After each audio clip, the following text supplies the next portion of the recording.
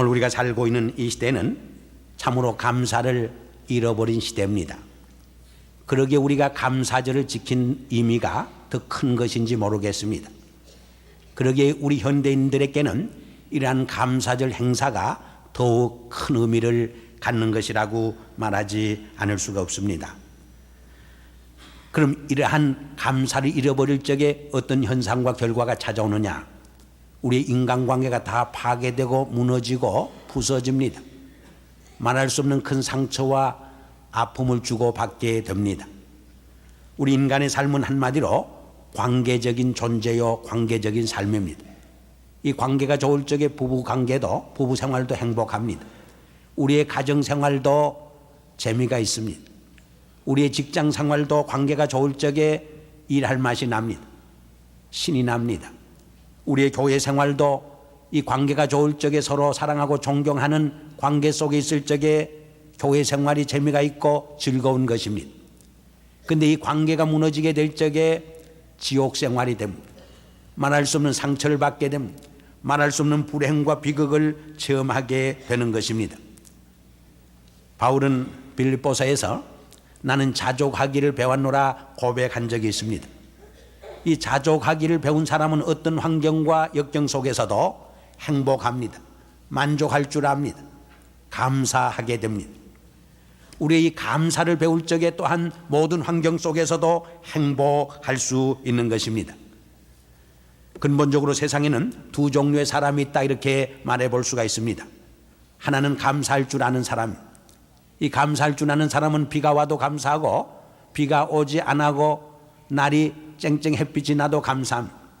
그러나 불평하는 사람은, 감사할 줄 모르는 사람은 비가 오면 비가 온다고 투덜거립니다. 또 비가 오지 않으면 왜 비가 오지 않느냐고 불평하고 투덜거리는 것을 보게 됩니다. 여러분, 감사가 메마르면 삶의 기적이 일어나지 않습니다. 모든 위대한 삶의 기적은 이 감사하는 마음에서 일어나는 것을 우리는 찾아볼 수가 있습니다. 이 감사는 삶을 긍정하는 믿음의 자세를 의미하는 것입니다. 우리가 잘 아는 대로 모세가 가나안 땅에 12명의 정탐꾼을 파견했습니다. 10명은 돌아와서 부정적인 보고를 합니다. 불평하면서 보고합니다. 감사하는 마음이 그들에게 없었습니다. 그러나 여호수아와 갈렙은 긍정적인 눈으로 보고 긍정적인 보고를 합니다. 그들에게는 감사하는 마음이 있었습니다. 그런데 하나님의 위대한 새 역사가 어떤 사람을 통해서 이루어졌습니까? 이 10사람의 감사하지 않은 사람들, 부정적인 생각을 가진 사람들이 아니었습니다. 여호수아와 갈렙과 같은 긍정적인 믿음을 가지고 새로운 가능성을 바라보며 그 땅을 감사함으로 바라봤던 이 두 사람에 의해서 가나안 땅은 정복되는 것을 우리는 볼 수 있는 것입니다. 우리가 또 잘 아는 10문둥이의 이야기를 압니다. 모두 병치료를 받았지만은 오직 한 사람, 사마리아 사람만 예수님께 나와 무릎을 꿇고 살해하고 감사했습니다. 그렇게 했을 적에 그 한 사마리아인 문둥병자는 육신의 병을 치료함을 받았을 뿐만 아니라 영혼의 구원과 영생을 얻게 되는 축복의 기적을 체험하게 되는 것을 볼 수가 있습니다. 오늘 본문 시편 100편은 정말 감사를 잃어버린 현대인에게 주는 교훈입니다. 이 시편 100편은 감사의 시입니다. 원망과 불평의 말이 한마디도 없습니다. 처음부터 끝까지 감사와 찬양으로 이어지고 일관된 시입니다. 뿐만 아니라 온 땅들이, 온 회중들이 하나님을 찬양하고 감사되기를 권면하고 있습니다. 이 시편 100편은 두 부분으로 이루어졌습니다. 첫째 부분은 1절에서 3절까지인데 우리의 창조주가 되시고 우리의 구세주가 되시고 우리를 보호하시고 인도하시는 인도자 되시는 여호와 하나님을 찬양하고 감사하는 내용으로 엮어져 있습니다. 둘째 부분인 4절에서 5절까지는 하나님의 영원한 선하심과 인자심을 노래하고 찬양하고 감사하고 있습니다. 우리 그리스도인의 신앙은 한마디로 이 하나님의 사랑과 은혜에 근거하고 있습니다. 이 하나님의 사랑과 은혜를 감사하는 데서 기독교 신앙은 시작되는 것입니다. 그러므로 감사가 없는 크리스찬은 진정한 의미에서 신앙인이라 그렇게 말할 수 없는 것입니다. 먼저 시인은 여호와 하나님이 우리의 하나님 되심을 감사합니다. 산신령이나 힌두나 우상이 우리 하나님이 아니고 역사를 창조하시고 지배하시고 오늘날도 살아계셔서 우리를 주관하시는 살아계신 여호와 하나님이 나의 하나님 되심을 감사하고 있다고 하는 말입니다. 세계를 여행해 보면 그 나라의 종교가 대단히 중요합니다. 그 나라 백성들이 어떤 신을 섬기고 있느냐가 그 나라의 역사와 문화와 오늘날 정치, 경제, 사회의 모든 것을 좌우하는 것을 볼 수 있습니다. 구체적으로 예를 들어서 모슬렘교를 믿는 나라가 잘 사는 나라가 하나도 없어요. 힌두교를 믿는 나라가 잘 사는 나라가 없어요. 대개 문화가 발달되고 잘 사는 나라들 보면 개신교를 믿는 여호와 하나님을 믿는 기독교 국가인 것을 우리는 알 수 있습니다. 그것은 그만큼 우리가 믿는 하나님이 우리의 삶에 큰 영향을 미치게 된다 하는 의미를 담고 있습니다. 마치 우리가 참 하나님을 섬긴다고 하는 것은 마치 자녀들이 좋은 부모를 모시는 것과 같습니다. 학생들이 훌륭한 스승을 모시는 것과 같습니다. 남편과 아내가 좋은 배우자를 만나는 것과 같습니다. 아니 그것은 절대적은 아닙니다. 조금 영향을 줄 뿐입니다. 그러나 우리가 어떤 하나님을 섬기고 믿느냐 하는 것은 우리의 삶에 절대적인 영향을 미칩니다. 우리의 삶을 결정하고 우리의 운명을 결정해 주는 가장 중요한 열쇠가 되는 것을 우리는 알 수 있는 것입니다. 우리가 우상을 섬길 적에 우상의 노예가 되고 우리는 미신의 노예가 되어 비참한 삶을 살게 됩니다. 우리가 돈을 하나님으로 삼을 적에 그 결과는 뻔한 것입니다. 우리가 그랜드 캐년이나 옐로스톤 파크에 가보면 하나님의 위대한 창조의 솜씨를 보고 감탄하지 않을 수 없습니다. 이 시인은 3절에서 하나님의 위대한 창조를 감탄하고 찬양하고 감사하고 있습니다. 그러나 모든 창조 중에 가장 위대한 창조, 가장 위대한 걸작품이 뭐냐? 인간이. 하나님은 인간을 하나님의 형상대로 지어주셨다고 그랬어요. 그것은 우리의 외모가 하나님처럼 닮았다는 뜻이 아닙니다. 하나님의 영적인 존재인 것처럼 우리 인간도 영적인 존재로 만들어 주셨다는 뜻입니다. 하나님이 사랑인 것처럼 우리 인간도 사랑을 주고 받으며 살 적에 가장 인간답게 살고 가장 행복하게 살 수 있다는 뜻입니다. 우리 인간은 감사하며 살 수 있을 적에 가장 인간답게 살고 가장 하나님의 피조물로서 자녀로서 풍성한 삶을 누릴 수 있다고 하는 것을 말해 주는 것입니다. 또 우리 50억 인구 중에 똑같이 생긴 사람은 한 사람도 없어요. 세상에 저처럼 생긴 사람이 하나밖에 없어요. 전에도 없었고 이후에도 없을 것입니다. 유일한 존재입니다. 독특한 존재로 만들어 주셨습니다. 또 가만히 보세요. 출생할 때부터 한 7, 80년 살 동안, 요새는 100살, 이제 2000년 되면 한국에도 100살 이상 사는 사람이 1000몇백 명이 된다고 그래요. 그런데 한 번도 멈추지 않는 기계가 있어, 기관이 있어. 그 심장이 멈췄다면 죽는 거예요. 그런데 1분에도 70번 내지 100번 뛰는데 그것을 80년 동안 뛰니까 얼마나 오래 뛰는 거죠. 얼마나 신기하게 만들어주신 기관입니다. 우리 인간은 하나님께서 창조하실 적에 웬만하면 약 먹지 않고 수술하지 않아도 100살까지 살게 만들어 주셨어요.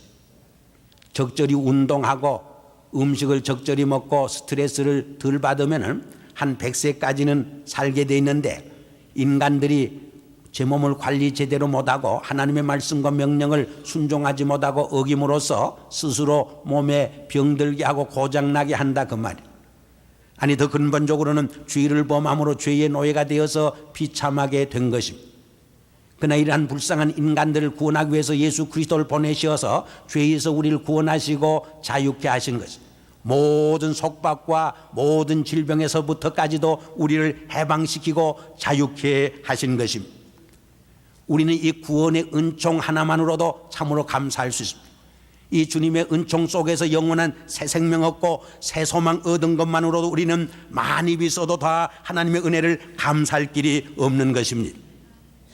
그래서 하박국 선지자는 하박국 3장 17절 이하에서 이렇게 고백합니다.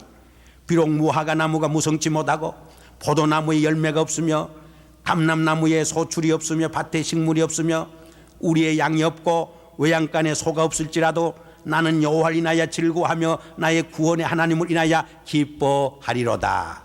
아멘 할렐루야. 우리 그리스도인은 이 한 가지 주님의 구원의 은총만으로도 넉넉히 감사함, 어떤 환경과 역경 속에서도 감사의 노래를 부를 수 있다고 하는 것입니다. 우리가 지난 1년 동안 받은 바 하나님의 은혜가 큽니다. 우리의 가정적으로, 교회적으로, 사회적으로, 민족적으로 받은 은총과 축복이 너무나 큽니다. 그러나 사실은 그것들은 모두 부수물에 불과한 하나의 덤에 불과한 것입니다. 더 근본적인 것은 우리를 죄에서 구속하시고 영원한 생명 주시고 영원한 새 소망 주신 이 은혜가 정말 더 큰 감사가 아닐 수 없는 것입니다. 지난 1년간 여러분의 삶 속에서 감사하는 것들이 무엇입니까? 시인은 하나님이 우리를 지으시고 구원해 주실 뿐만 아니라 목자와 같이 돌봐주심을 감사하고 있습니다. 3절 하반절에 보면 우리는 그의 것이니 그의 백성이요 그의 기르시는 양이로다 이렇게 노래하고 있습니다. 목자가 양을 사랑해서 정말 인도하고 돌보고 먹을 것을 주고 푸른 초원과 잔잔한 시냇가로 인도해 주는 것처럼 목자장 되신 예수님께서 우리의 매일매일 생활 속에서 고난과 역경의 광야 속에서도 항상 지켜주시고 보호하시고 인도해 주신다고 하는 말인 것입니다. 제가 뉴질랜드에 갔다가 양쇼를 한번 봤습니다. 저는 양들이 그저 서너 종류밖에 없는 줄 알았는데 수십 종류나 됩니다. 근데 양들이 순하고 착하기도 하지만 참 어리석습니다. 몇십 야드 이상을 보질 못해요. 또 개들이 우리 안으로 몰아넣으려고 조그만 개가 따라와도 도망가다가 울타리에 그저 머리를 박아가지고 타박생이 생긴 피가 흐릅니다. 또 이 양들이 시기 질투도 많다고 그래요. 그래서 겨울에 서로 모여 살면 뜨뜻한데 남이 뜨뜻한 게 시기 질투가 나서 일부러 떨어져 잔다고 그래요. 또 여름에는 같이 붙어 있으면 더운데 떨어져 있어야 하는데 또 남을 좀 덥게 괴롭히려고 한데 뭉쳐 잔다고 그래요. 그런가 하면 털이 너무 무거워지면 가시에 걸리거나 나무에 걸려서 죽습니다. 또 털이 너무 무거우면 스스로 넘어져서 일어나지 못합니다. 그렇게 양이 약해요. 그래서 목자가 털을 깎아줍니다. 마찬가지로 목자장 되신 예수님께서는 우리의 털을 깎아줘. 우리의 소유가 많거나 감투가 많거나 권세가 많거나 세상적인 것이 너무 많이 붙어 있으면 넘어지게 됩니다. 가시에 걸립니다. 쓰러지면 스스로 일어나지 못하게 됩니다. 그러므로 하나님께서는 그것을 전부 깎아주시는 것을 우리는 체험할 때가 많이 있습니다. 여러분, 감옥과 수도원의 차이가 뭔지 아십니까? 어떤 수도사가 이렇게 설명을 했습니다. 감옥은 하루를 불평과 원망으로 시작한다. 그러나 수도원은 하루를 감사함으로 시작한다. 그것이 감옥과 수도원의 차이라고 말했습니다. 그러나 그 수도사는 계속해서 말씀했습니다. 만일 수도원이라도 하루를 불평으로 시작하면 그곳이 곧 감옥이 되고 지옥이 된다. 그러나 비록 감옥이라도 하루를 감사함으로 시작하면 그곳이 수도원이 되고 천국이 될 수 있다. 여러분 믿습니까? 여러분의 삶 속에 감사가 있으면 천국 생활이요, 감사가 메마르고 원망과 불평이 넘치면 지옥 생활이 시작됩니다. 여러분의 가정 생활에 감사가 넘치면 천국 생활이요, 그것이 수도원 생활이요, 그러나 불평과 원망이 차게 되면 그 가정이 지옥으로 변하게 됩니다. 우리의 직장과 사회에 감사가 넘치면 우리는 하루하루를 천국 생활을 할 수 있습니다만 감사가 메마르고 원망과 불평으로 이을 적에 우리는 지옥 생활을 할 수밖에 없는 것입니다. 여러분, 누가 천국에 가는지 아십니까? 이 지상에서 천국을 경험하며 사는 사람. 그러나 매일매일 이 지상에서 지옥을 경험하는 사람은 지옥으로 갈 수밖에 없는 것입니다. 우리는 매일매일 감사 속에서 천국을 맛보며 살 적에 영원한 천국이 보장되는 것입니다. 영원한 천국의 그림자를 이 땅에서 미리 땡겨서 살게 되어지는 것입니다. 시인은 이제 우리의 감사의 근거가 어디에 있는가를 말해 줍니다. 5절에 보면 대저 여호와는 선하시니 그 인자하심이 영원하고 그 성실하심이 대대에 미치리로다 했습니다. 그리스도인의 감사는 이 하나님의 선하시고 신실한 사랑에 근거하고 있습니다. 우리 교동문에서 하나님의 인자하심이 영원함이로다 교독하고 화답했습니다마는 우리 크리스찬의 신앙생활은 이 하나님의 영원한 신실하심과 사랑에 근거하고 있습니다. 이 영원한 하나님의 사랑에 근거에 살 적에 우리는 어떤 역경과 환경 속에서도 감사할 수 있습니다. 우주 만물을 창조하심도 그의 사랑의 발로에서 시작되었고 인간을 죄에서 구원하시고 우리를 인도하시고 축복하심도 그의 사랑에 근거하고 있음을 우리는 이해해야 합니다. 그러므로 크리스찬의 감사는 이 하나님의 사랑을 바로 깨닫는 데서 출발되어지는 것입니다. 우리는 하나님의 선하시고 신실한 사랑을 깨닫고 체험할 때에 어떤 환경에서도 감사할 수 있는 것입니다. 독생자를 주시기까지 나를 사랑하시는 하나님의 사랑을 매일매일 체험하고 사는 성도의 삶은 최상의 기쁨 속에 사는 삶인 것입니다. 감사가 넘치는 삶이 되어지는 것입니다. 인간은 사랑의 극치에 이를 때 세상에 부러울 것이 없습니다. 이대로 죽어도 한이 없다고 하는 행복감에 도취됩니다. 가장 행복의 극치에 이르게 되는 것입니다. 이러한 사랑의 기쁨과 행복감이 넘치는 감사가 진정한 크리스찬의 감사인 것을 우리는 잊지 말아야 합니다. 이 참된 감사에는 이러한 즐거움과 기쁨이 충만한 것입니다. 그래서 오늘 본문 1절과 2절에 보면 그런 내용이 기록되어 있습니다. 기쁨으로 여호와를 섬기며 노래하면서 그 앞에 나가자고 말합니다. 이러한 축제가 있는 삶이 바로 그리스도인의 진정한 감사의 모습이요 감사의 생활인 것을 우리에게 설명해 주는 내용인 것입니다. 그 사람이 참으로 감사하는가 알아보려면 그 입술에 진정한 기쁨의 찬양이 있는가를 체크해 보면 압니다. 그 사람의 신앙생활에 진정한 즐거움과 기쁨이 넘치는가 그것을 보면 알게 됩니다. 그 사람의 섬김과 받침에 진정한 기쁨과 즐거움이 넘치고 있는가 그것을 보면 그가 정말 하나님께 감사하고 있는가 하는 것을 우리는 체크할 수 있게 되는 것입니다. 저는 감사와 기쁨은 밀접한 관계를 맺고 있습니다. 그래서 사도 바울도 데살로니가전서 5장 16절 이하에서 항상 기뻐하라 쉬지 말고 기도하라 범사에 감사하라 이는 그리스도 예수 안에서 너희를 향한 하나님의 뜻이니라 그런 말에서 사랑하는 성도 여러분, 지난 1년 동안 여러분의 삶 속에서 감사한 것들이 무엇입니까? 저는 이 설교를 준비하면서 제가 미처 우리 주변에 나의 주변에 정말 제게 사랑을 베푼 많은 감사한 사람을 잊고 있는 것을 깨닫고 감사를 회복하는 시간을 가졌습니다. 또 때로는 제가 좀 마음 언짢게 생각하고 또 섭섭하게 생각했던 분도 오히려 내게 삶을 훈련시켜주고 내 인격을 성숙시켜주는 훌륭한 분인 것을 깨닫고 오히려 그분들에 대해서도 감사하지 않을 수가 없었습니다. 오늘 사도 바울의 말을 우리가 생각해 보면 세 가지 중요한 뜻이 있습니다. 범사에 감사하라. 이는 그리스도 예수 안에서 너희를 향한 하나님의 뜻이니라. 이 말씀 속에 우리 그리스도인들이 왜 감사하고 무엇을 감사해야 하고 또 어떻게 감사해야 하는가 아주 세 가지 중요한 뜻을 포함해 주고 있습니다. 왜 감사해야 하느냐? 하나님의 뜻이기 때문에.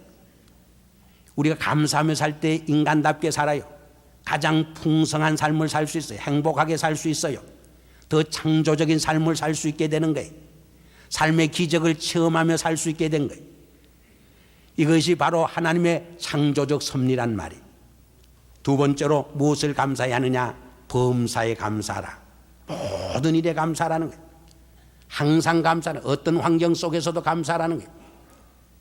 어떻게 감사할 수 있느냐? 이는 그리스도 예수 안에서 너희를 향한 하나님의 뜻이나 예수 그리스도 안에서 감사할 수 있어요. 사도 바울이 빌립보 옥중에 갇혔지만 감사하고 찬송해서 어떻게 찬송하고 감사할 수 있었습니까? 비록 육신적으로는 감옥소 속에 있었지만 영적으로는 신앙적으로는 예수 그리스도 안에 있었기 때문에 그런 사형대 앞에 서서도 감사했습니다. 왜냐하면 예수 그리스도 안에 영적으로 신앙적으로 서 있었기 때문입니다. 송명이라고 하는 자매가 있는데 나면서 전신마비로 말도 못하고 손도 움직이지 못하고 글도 못 쓰는 불구자가 되었습니다. 그가 쓴 시 가운데 보면 나는 행복합니다 하는 글이 있습니다. 나는 참으로 행복합니다. 많은 친구가 있기 때문이 아닙니다. 나의 참 친구가 되시는 주님이 나와 함께 하시기 때문입니다. 나는 참으로 행복합니다. 내가 모든 것을 소유했기 때문이 아닙니다. 모든 것을 소유하신 주님이 나와 함께 하시기 때문입니다. 이러한 행복과 감사가 여러분의 삶 속에 넘치기를 주의 이름으로 축원합니다.